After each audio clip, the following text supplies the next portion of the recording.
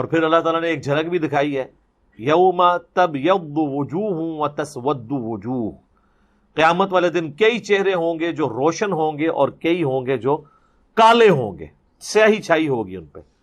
فَأَمَّا الَّذِينَ اسْوَدَّتْ وُجُوهُهُمْ، تو ایسے لوگ جن کے چہرے سیاہ ہوئے ہوں گے، ان سے کہا جائے گا اکفرتم بعد ایمانکم، کیا تم نے ایمان لانے کے بعد کفر کیا؟ فذوقوا العذاب بما کنتم تکفرون، تو اب چکھو اس عذاب کا مزہ جو تم نے دنیا میں کفر کی روش، ناشکری کی روش اختیار کی۔ اچھا یہ کیا بات ہو رہی ہے کہ ایمان لانے کے بعد کفر اختیار کیا؟ آپ لوگ شاید یہ سمجھ رہے ہوں کہ ایمان لائے بعد میں وہ کافر ہو گئے، نہیں، یہاں لغت کا معنی کریں گے کہ بات ماننے اور سمجھنے کے بعد بھی عمل نہیں کیا اس کے اوپر۔ علماء یہود نبی علیہ السلام کے دنیا میں مبعوث ہونے سے پہلے ان پہ ایمان رکھتے تھے۔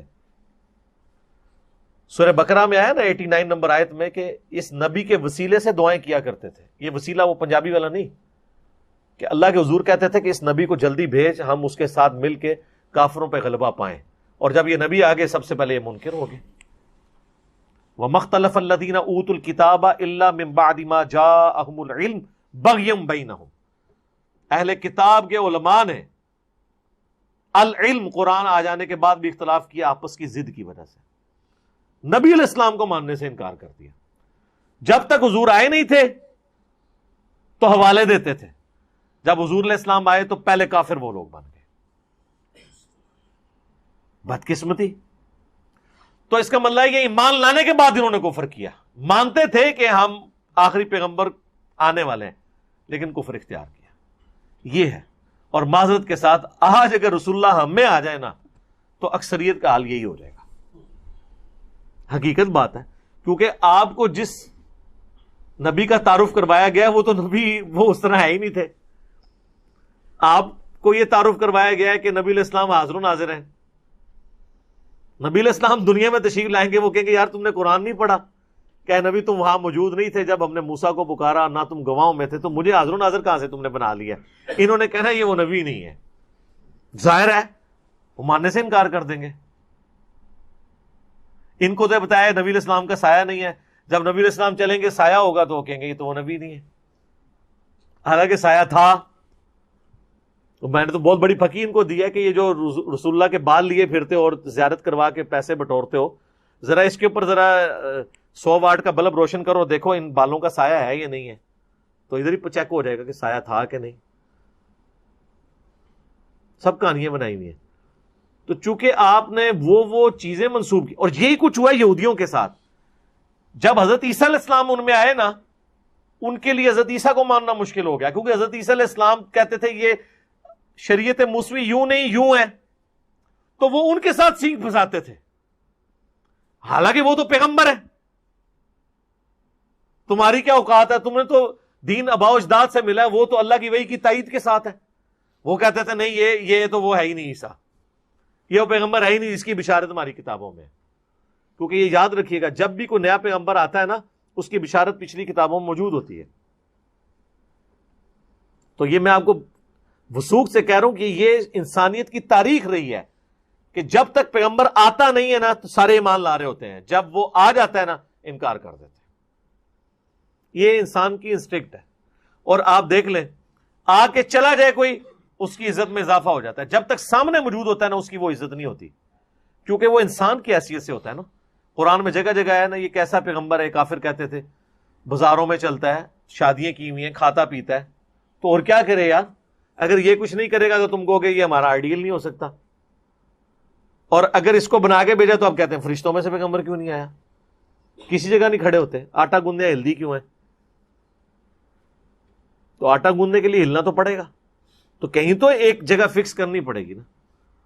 تو اس طرح کے اعتراضات یہاں پہ آپ دیکھ لیں، پولیٹیکل لیڈرز جب تک زندہ ہوتے ہیں ایک دوسرے کو وہ القا بات دیتے ہیں، جیسے ہی وہ لیڈر مرتا ہے نا تو اس کے مخالفین بھی اس کے لیے وہ کلمات بول رہے ہوتے ہیں، بندہ کے اندر یار ایڈا وڈا سرمایہ ایڈا امت اٹھ گیا۔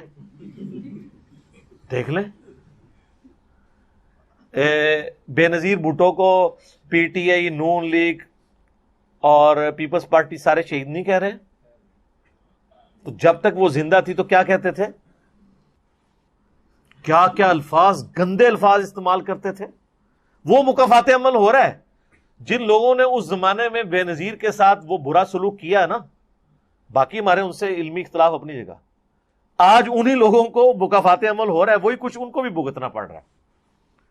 یہی لوگ تھے جو ان کو غدار وطن کہا کرتے تھے، آج ان کو دوسرے لوگ غدار وطن کہہ رہے ہیں، اور جو آج کل گلے پھاڑ کے کہہ رہے ہیں نا، ان کی باری بھی آنے والی ہے. یہ مکافات عمل ہے. تو مرتے ہی نہ انسان عزت والا ہو جاتا ہے، کیونکہ سامنے موجود نہیں ہوتا. اس لیے میں کہہ رہا ہوں کہ نبی الاسلام کی عزت اس وقت تک ہے ان سو کالڈ عاشقین کی، جب تک وہ سامنے نہ، جب وہ آئیں گے نا وہ تو کہیں گے یہ بھی غلط ہو رہا ہے. میں نے جو اللہ تعالیٰ نے دماغ میں بات ڈالی ہے کہ مولا علی 5 سال تک کوفہ رہے ہیں، کتنے میلاد کے جلوسوں کی انہوں نے جو ہے وہ مہمان خصوصی تھے. یہ ذرا بریلویوں سے پوچھے نا، ایسے منہ کھول کے بیٹھ جائیں گے، ان کو بھی پتا چلے گا یار یہ کیا پوچھ لیا. تو سمپل سوال ہے بھائی، علیکم بسنتی و سنت الخلفاء الراشدین المہدیین. تو یہ کہتے ہیں نا جی وہ جبرائیل جھنڈا لے کے آئے تو ایک ادھر لگا تو ادھر لگا. بھائی جبرائیل لے کے آئے سن، مولا علی کو نہیں پتا لگا کہ جبرائیل جھنڈا لے کے آئے تو میں بھی کوفے دی اپنی مسجد باریک جھنڈا لاواں. چلو لائٹنگ نہیں سی ہو سکتی اس ٹائم، لائٹنگ نہیں تھی، جھنڈے تو لگ سکتے تھے نا. حضرت علی تو خود رسول اللہ کا جھنڈا اٹھا کے جنگ بدر میں احد میں آگے چلا کرتے تھے. تو آپ نے کتنے جھنڈے اٹھائے ہیں میلاد کے؟ کوفے کے 5 جلوس تو نکالے ہوں گے نا، 5 دفعہ تو ربیع الاول آیا ہوگا نا، ہے کر دیں گے. تو جب تک آپ کریٹیکل انالیسز نہیں کرتے نا، لوگوں کو بات نہیں سمجھ آتی کہ یہ بات کیا ہو رہی ہے. تو یہ میں آپ کو بالکل وثوق سے کہہ رہا ہوں کہ آج نبی الاسلام آ جائیں، انہوں نے کہنا یہ وہ ہے ہی نہیں پیغمبر، نہیں مانیں گے. یہ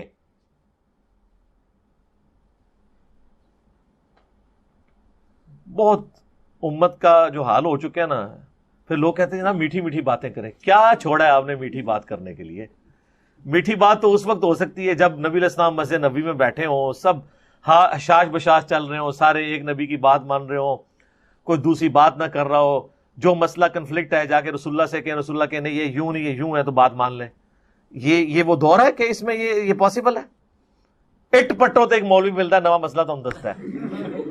ہاں کدھر جائے بندہ؟ اور جب جا کے آپ کو بتاتے ہیں کتاب اللہ سنت میں لکھا ہوا ہے، وہ آگے سے کہتے ہیں جی ہم نے تو آج تک سنا ہی نہیں. بھائی آپ نے سنا اس لیے نہیں ہے کہ نہ آپ نے کتاب اللہ اور سنت پڑھی، نہ آپ کے بزرگوں نے پڑھی.